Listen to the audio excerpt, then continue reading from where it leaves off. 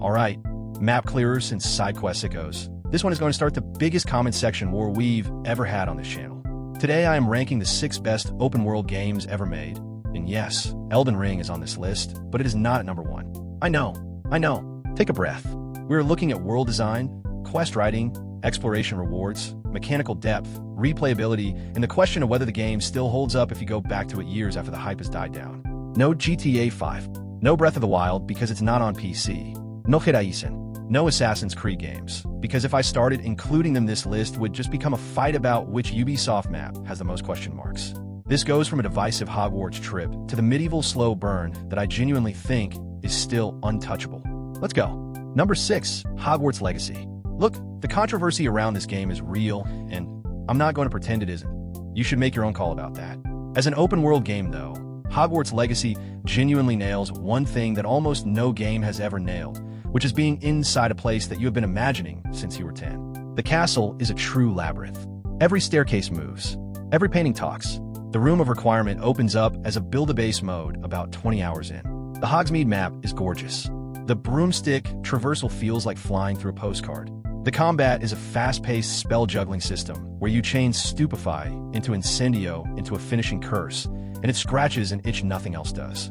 The main story is fine, side quests are forgettable, the post-game is thin, but the moment-to-moment of walking through Hogwarts is the most fan-service thing I have ever experienced in a video game. $60. If you grew up on the books, you already know if you want this. If you didn't, you can probably skip it. Number 5, Cyberpunk 2077. Yes, that one. Yes, the launch disaster.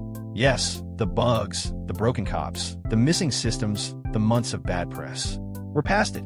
Cyberpunk 2023, after the 2.0 update and the Phantom Liberty expansion, is one of the most thoroughly redeemed games in industry history.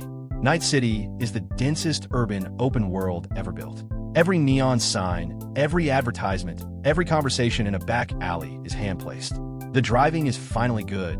The police now actually function. The entire perk tree has been rebuilt, and Phantom Liberty added a self-contained spy thriller with Idris Elba, and arguably the best mission in the entire game.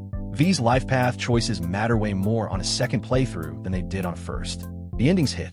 The Keanu performance still hits. The soundtrack is one of the most listened to game OSTs of the decade. 60 for the base game, 30 for Phantom Liberty.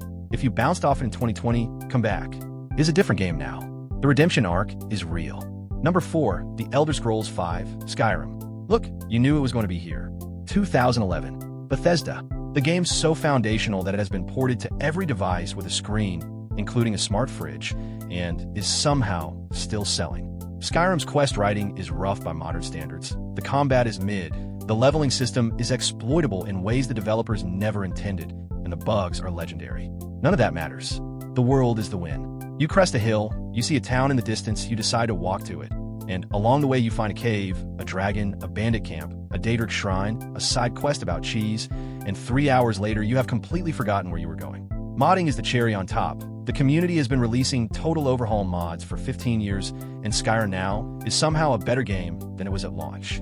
$40 for the Anniversary Edition, 15 on sale. Foundational, untouchable for emergent storytelling. The reason every studio has been chasing this formula for 15 years. Number 3, Elden Ring. I know. Most channels put this at number 1. I'm not most channels. Elden Ring is genuinely a masterpiece. The Lands Between is the most awe-inspiring open world From Software has ever built. The combat is the cleanest evolution of the Souls formula yet, and the Shadow of the Erdtree DLC is, by itself, bigger than most full games. Caelid will haunt you. Leyndell will stun you. The Haligtree will end you. Mesmer alone is a top 5 From Soft boss. But, and this is the take, Elden Ring's open world is more of a setting than a system. The side quests, while haunting and beautiful, are obtuse to the point of needing a wiki. The crafting is half-baked. The map is full of repeated catacombs and copy-pasted bosses by the late game. The 2 games above it on this list have richer ecosystems, more reactive quest writing, and more reasons to revisit them 3 playthroughs deep. Elden Ring is incredible. It just isn't, in my opinion, number 1. Drop your hate in the comments. I'll read all of it. Number 2, Red Dead Redemption 2. Rockstar's masterpiece. The slowest, most deliberate, most cinematic open-world game ever made, and one of the only ones where the world feels genuinely alive whether you're interacting with it or not. You could spend 20 hours just camping with the Van der Linde gang, listening to John Marston and Dutch and Arthur talk around the fire, ignoring the main story entirely. NPCs remember you. Townsfolk recognize your hat.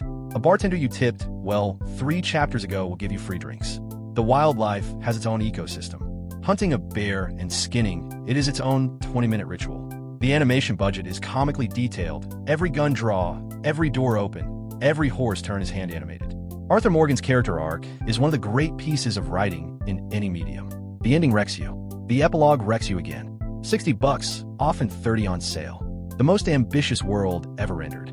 The only reason it isn't number 1 is that I personally cannot get through the slow opening hours on a replay, and the game that beats it has no such problem.